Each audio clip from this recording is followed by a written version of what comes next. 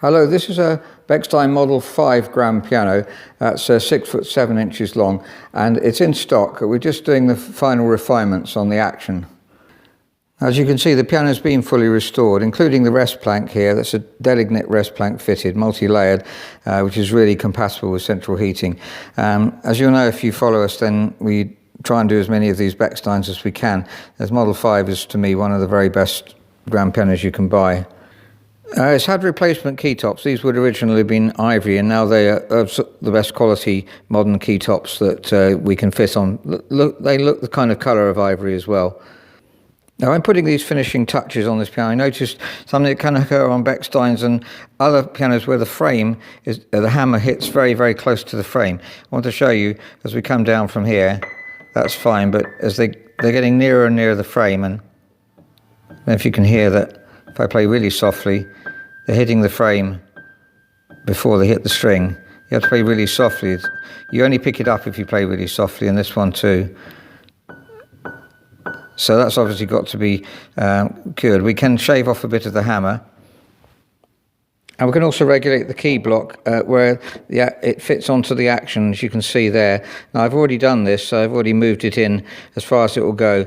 So I think we still need to just shave off a bit of the hammer to be certain. So now we've done that.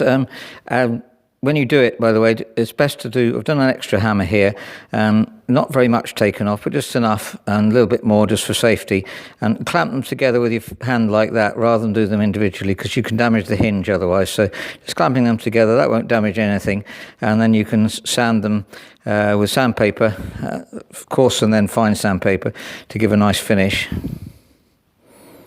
So now let's put it back in the piano and see what the result is. And if we play softly, sure enough, it's not hitting the frame anymore. I play as softly as I like and hits the string straight away. I did the extra one just for good measure. It's surprising, actually. You must test this with the unicorda pedal, by the way, because sometimes that shifts the action a bit. And it's surprising how often we'll buy a restored Bechstein and find that these ones are touching the frame, not just Bechstein, but other makes where the frame is very close to the hammer. Now, the piano's got new arbel hammers, shanks and rollers, and just been doing the final fine voicing. Obviously, if the piano's played in after a year or two, it's a good idea to voice it again, but you might be able to see some pink marks there. I've marked the string by putting gentle marking lines underneath the string. In this case, I use a pink marker pen, just so that I can then voice in between, so they can voice the unicorda pedal. And also we'll have to voice on the top just slightly. Most of the voicing is done around here, by the way, initially. In fact, that's before the hammer's put on. And then gradually voicing round to here, round to the shoulder. And finally, just very, very gently, no more than 1.5 millimeters, 2 millimeters deep, we can voice the end of it. I tend to fluff them up a bit, mainly so that I can see which ones I've done. And obviously they can be smoothed off afterwards if we decide to do so. So that's a Bechstein Model 5 grand piano. Made in 1890, by the way. I really do believe the best Bechstein grands were made between about 1888 and 1902, and really just beyond that too. But the Model 5, which this is made up to 1902 roughly. In 1902 they had various types, and Model 5, Model B was coming in. They were at the changeover point. But really, this was the shortest grand piano that Bechstein made at the time. Later on, and Model A came in about 1902. But the touch, by the way, we've replaced the tied action with a normal capstan action. The only thing we can do to improve them, really. But the tone, very, very stable pianos. The tone is just so rich and warm.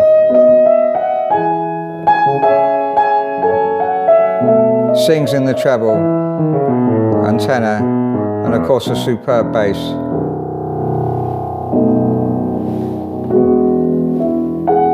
Now, I've taken a lot of time, hopefully it's been helpful to show some things relating to voicing and the fine regulation we do and the checking of the pianos.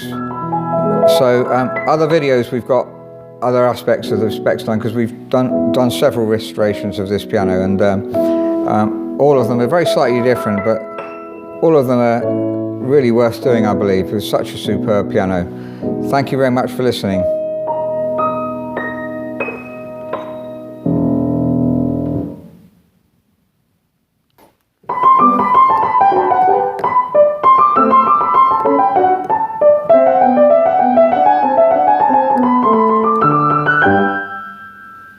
you.